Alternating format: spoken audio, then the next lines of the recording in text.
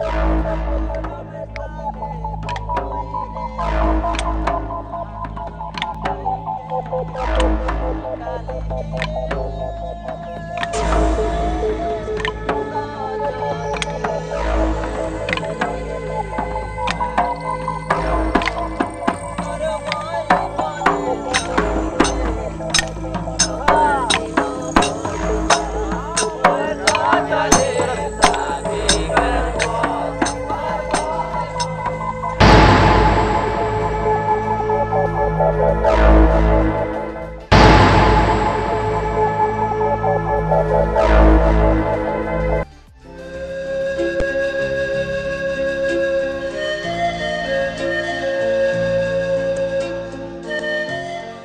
চারিপাশে চিরচেনা প্রকৃতির অন্তরালে আদিবাসী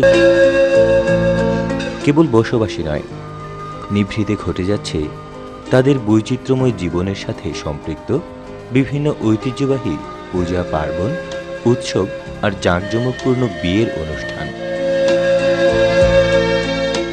সেজন্যই আমাদের উদ্দেশ্য কেবল বৃহত্তর সিলেট বিভাগের আদিবাসী সম্প্রদায়ের এ সকল অনুষ্ঠানাদি আপনাদের সামনে উপস্থাপন করা। নিভৃতে নিবাসীতে আমাদের আজকের পর্ব বিষ্ণুপ্রিয়া মণিপুরী সম্প্রদায়ের শুভ বিবাহের অনুষ্ঠানমালা।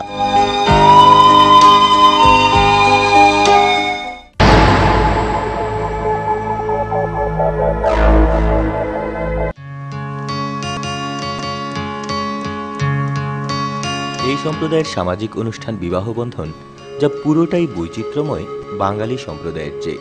ওর গ্রামে বরের বাড়িতে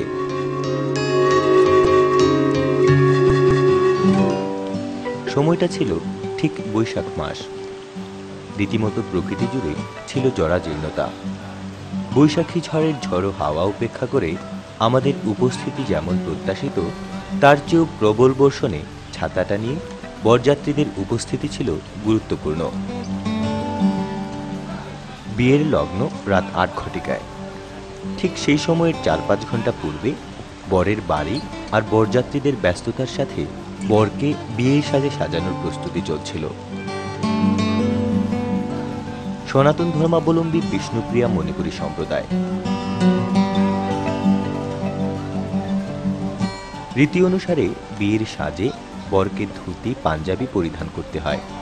যাত্রার পূর্বে ঘরের ভেতর বরকে একপাশে বসে একই সাথে যুবক বর্তন অর্থাৎ বন্ধু মিলন নামক অনুষ্ঠানের মধ্য দিয়ে বরের বন্ধু বান্ধব, আত্মীয় স্বজন উপহারস্বরূপ দান দক্ষিণা প্রদানের মাধ্যমে বরের সাথে মিলিত হয়।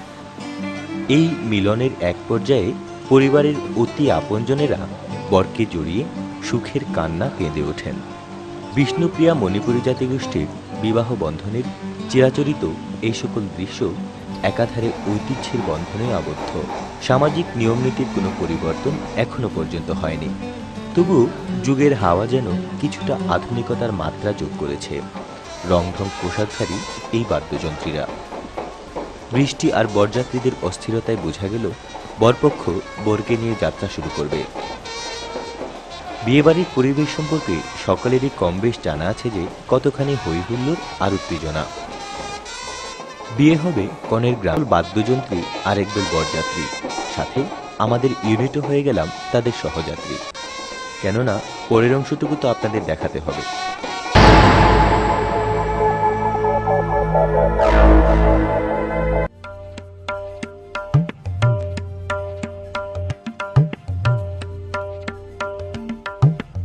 এখন আমরা কনের বাড়িতে। গ্রাম ও শহর থেকে আসা নিমন্ত্রিত অতিথিরাও এসে উপস্থিত জাঁকজমকপূর্ণ বিয়ের এই আয়োজনে। যদিও বর এবং বরপক্ষ ইতিমধ্যে উপস্থিত, কিন্তু সরাসরি কনের বাড়িতে আসার তাদের নিয়ম নেই। তাই কনের বাড়ির পাশের বাড়িতেই প্রথমে তাদেরকে উঠতে হয়। বিয়ের প্রাথমিক কার্য শুরু হয়ে গেছে কুঞ্জের ভেতর।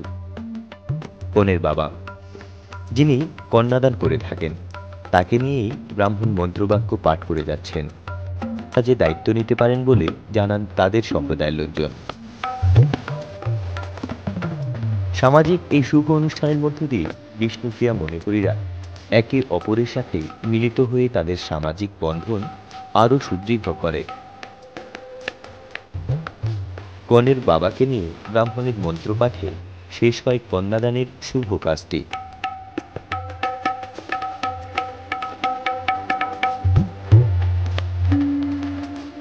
এদিকে প্রস্তুত হয়ে নিচ্ছে পালা পরিবেশনকারী গায়ক, দোহার ও মৃদঙ্গ বাদকরা। পালা পরিবেশনকারীদের সাজসজ্জায় রয়েছে রকমভেদ। তারা সবাই সাদা রঙের ধুতি ও কাপড় গায়ে জড়িয়ে, মাথায় পাগড়ির মতো সাদা কাপড় বেঁধে, কপালে তিলক এঁটে পালা পরিবেশন করেন। তাদের সমাজে পিতৃতান্ত্রিকতা, ঠিক তেমনি বিবাহ বন্ধনের ক্ষেত্রে রয়েছে তাদের নিজস্ব সামাজিক রীতিনীতি। আর এই নিয়মের ধারাবাহিকতায় বিয়ের পূর্বে দিন তারিখ ধার্য করার জন্য আরও দুটি অনুষ্ঠান পালন করতে হয় কনের বাড়িতে। অনুষ্ঠান দুটির একটি মাঙ্গল কাবা, অন্যটি হচ্ছে হেইচিং, যেখানে উপস্থিত থাকেন গ্রামের পঞ্চায়েত সহ আরও অতিথিরা। এই দুটি অনুষ্ঠান পালনের মধ্য দিয়ে নির্দিষ্ট হয় বিয়ের দিনক্ষণ।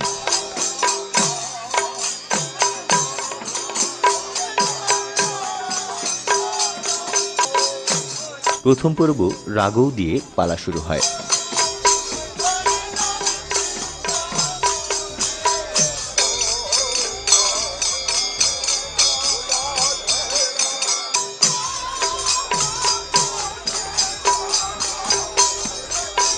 পালা বা কীর্তনকে তাদের ভাষায় কুমেই বলে।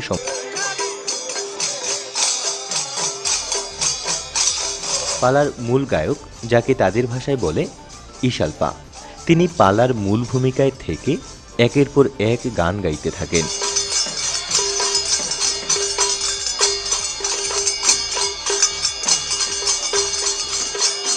এদিকে বরপক্ষ বর নিয়ে উপস্থিত বিয়ের গেটে।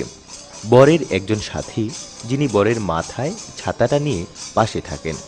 পাশাপাশি আয়না, চিরুনি, হুক্কা, পান্দানি বরের সাথেই থাকতে হয়। কনের মা সহ দুজন মহিলা থালা ভর্তি ফুল ও পানি ভর্তি কলস নিয়ে বরকে বরণ করতে হয়।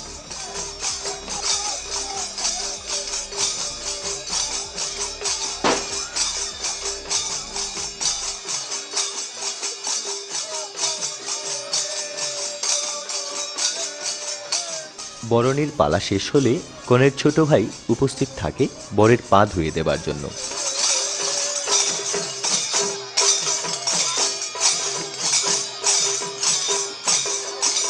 নিয়মের কাজ শেষে বর তার খুশি মতো শ্যালককে উপহার স্বরূপ দক্ষিণা প্রদান করে।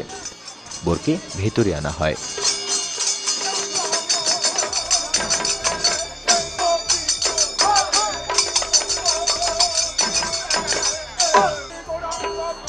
বিয়ের আসরে পালা চলাকালীন সময়ে বরের জন্য নির্ধারিত স্থান কুঞ্জের একপাশে বরকে বসানো হয়। বরের আগমনে বিয়েবাড়ির পরিবেশ যেন আরও প্রাণবন্ত হয়ে ওঠে। সাথে পালামণ্ডলীরাও তাদের সুরের মাত্রা বাড়িয়ে দিয়ে উপস্থিত ভক্তবৃন্দ ও অতিথিদের মনোনিবেশ আরও জাগ্রত করে তোলে।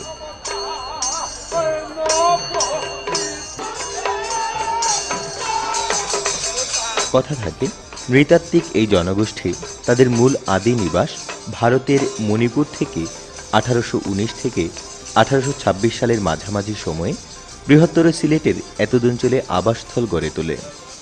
অন্যান্য সম্প্রদায়ের সাথে নিজেদের সামাজিক সাংস্কৃতিক ঐতিহ্য প্রতিস্থাপন করে যাচ্ছে। সেই সময়ের সামাজিক বিধান ছিল সম্প্রদায়ের অন্তর্ভুক্ত নিজ নিজ গোত্রের বাইরে তাদেরকে বিবাহ বন্ধনে আবদ্ধ হওয়ার। বাস্তবিক ক্ষেত্রে এখনও তারা এই বিধিবিধান কঠোরভাবে পালন করে আসছে।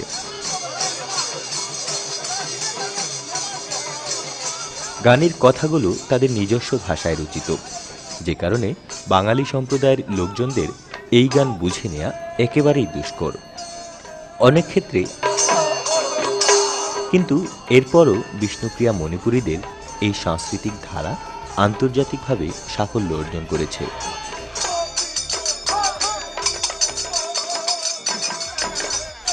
বরকনের বিবাহ বন্ধনের পূর্বে সামাজিক আনুষ্ঠানিকতা শেষ হলে বিয়ে শুরু হবে, যে কারণে বরপক্ষ ও কনেপক্ষ এখন ব্যস্ত ঘরের ভেতরে। দুপক্ষের মহিলারাই বিশেষত এই পারিবারিক কাজটিতে উপস্থিত থাকে। কনেকে সাজাবার জন্য কাপড় থেকে শুরু করে গহনা, শাখা, সিঁদুর, কসমেটিক্স এ সব কিছুই বরপক্ষের দিতে হয়। আর এই দেয়া নেয়ার কাজে বরের পরিবারের ৩ জন ও কনের পরিবারের ৩ জন মহিলা অংশ নিয়ে শরবত ও মিষ্টি আপ্যায়নের মাধ্যমে কাজটি সম্পন্ন করে।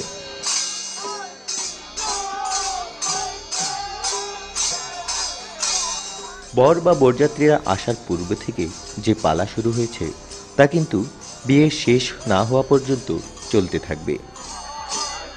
নিমন্ত্রিত পাড়া প্রতিবেশী ও আত্মীয় স্বজন বিয়ের মূল অনুষ্ঠানটি দেখার প্রত্যাশায় উপভোগ করতে থাকেন পঞ্চদত্তের এই পালা। বর বিয়ের কুঞ্জে প্রবেশ করার আগে কুঞ্জের পাশে বসা প্রথম সারির বয়স্ক লোকদের ভক্তি করতে হয়। প্রথমে ব্রাহ্মণ এবং পরে দেখে দেখে ৪-৫ জন বয়স্ক ব্যক্তিকে দক্ষিণাসহ ভক্তি করে কুঞ্জের ভেতর বরকে প্রবেশ করিয়ে চেয়ারে বসানো হয়।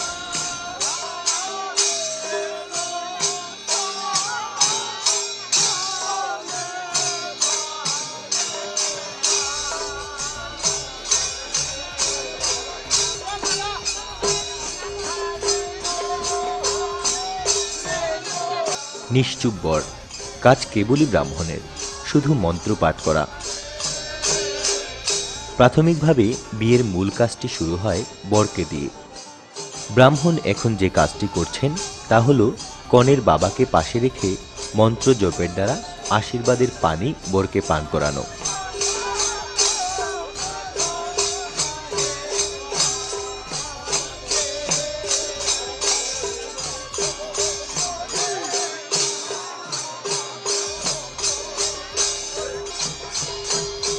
এই কাজটি শেষ হতেই কনেকে সাজিয়ে ঘর থেকে বের করে নিয়ে আসা হয় কুঞ্জে।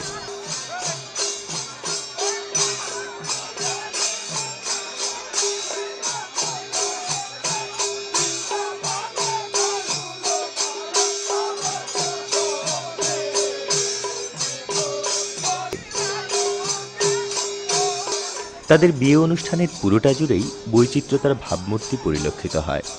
দীর্ঘক্ষণ বসে উপভোগ করার মতো বিষ্ণুপ্রিয়া মণিপুরীদের এই সামাজিক অনুষ্ঠান বিয়ে। হ্যাঁ, আপনাদের বলছি, যদিও বা কখনো কোনোদিন সুযোগ আসে একবার হলেও দেখে নেবেন আদিবাসী সম্প্রদায়ের এই জাতিগোষ্ঠীর শুভ অনুষ্ঠানটি। ব্রাহ্মণ উচ্চস্বরে মন্ত্র পড়তে পড়তে কনের ডান হাত বরের ডান হাতের সাথে কুশরুজ্জু দিয়ে বেঁধে উভয়ের হাতের উপর কাঁসার থালায় কলা ও কাঁসার বাটি দিয়ে রাখে। এরই সাথে শুরু হয় দান দক্ষিণার পালা। উপস্থিত পাড়া প্রতিবেশী আত্মীয় স্বজন যার যা ইচ্ছে উপহারস্বরূপ বরকনেকে দান করতে থাকে। তবে বেশি অংশেই অতিথিরা অর্থ উপহার দেন। অতিথিদের উপহার দেওয়া শেষ না হওয়া পর্যন্ত বর নিমন্ত্রিত পাড়া প্রতিবেশী আত্মীয় স্বজনদের জন্য আপ্যায়নের ব্যবস্থাও থাকে। অনুষ্ঠান চলাকালীন অবস্থায় ভোজনের কাজটিও চলতে থাকে। একদিকে চলছে পালা, সর্বত্র ছড়িয়ে পড়ছে পালার সুর আর উপস্থিত অতিথিদের হইহুল্লোড়। সব মিলিয়ে এখানে এক আনন্দঘন পরিবেশের আবহ সৃষ্টি হয়েছে। অতিথিদের দান দক্ষিণা দেবার পালা শেষ। ফুল ভর্তি গ্লাস হাতে নিয়ে কনে এবার কুঞ্জের ভেতর বরকে মধ্যে রেখে এর চতুর্দিকে ঘুরবে। বিয়ের সাজে কনের পরিধেয় পোশাকের এক একটি নাম রয়েছে। নিচের অংশে কারুকার্য সম্বলিত ঘাগরার মতো কাপড়টির নাম পল্লেই, আর থাকে মাথার মুকুট লেত্রেং।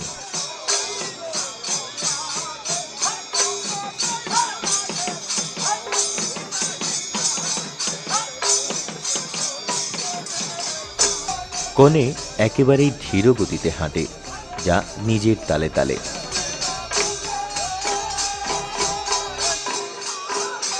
একবার করে ঘুরে বরের সামনে গিয়ে হাতের গ্লাস থেকে ফুল নিয়ে মাথার উপর অর্পণ করে।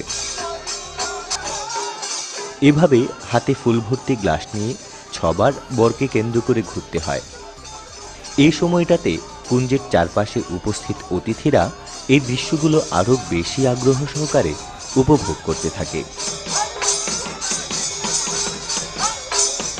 বিয়ের এই বাস্তবিক চিত্র অনেকের কাছেই অজানা ও চেনা।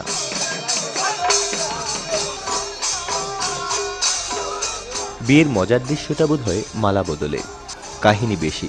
তাই দুটো মালা হাতে নিয়ে কনেকের শেষ পাকে অর্থাৎ 7 পাকে বরের গলায় মালা পরিয়ে বরের বাম পাশে বসতে হয়। বসার পরপরই পেছনে দুজনের কাপড় বেঁধে দেওয়া হয়। বর এবারে তার গলায় পরানো দুটো মালার একটি খুলে কনের গলায় জড়িয়ে দেয়। এরই সাথে কুঞ্জের চারপাশ থেকে উচ্চারিত হয় উলুধ্বনি আর আনন্দ বার্তা। এবার আশীর্বাদের পালা। দুপক্ষের ব্রাহ্মণ এসে মন্ত্র জপে বরকনেকে আশীর্বাদ দেবে।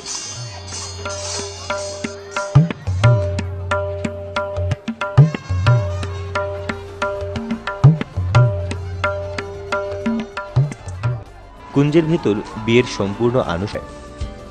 কনে সামনে এগিয়ে বরকে নিয়ে যাবে ঘরে। যুবতীরা কিছু সময় ঘরের ভেতরে বরকনেকে বসিয়ে আনন্দ আয়োজন আর হাসি ঠাট্টায় মেতে উঠবে। বিয়ের কাহিনী এ পর্যন্তই। নিভৃতে নিবাসীর পরবর্তী পর্বে আপনাদের নতুন কিছু দেখানোর প্রত্যাশায় আজ এ পর্যন্তই।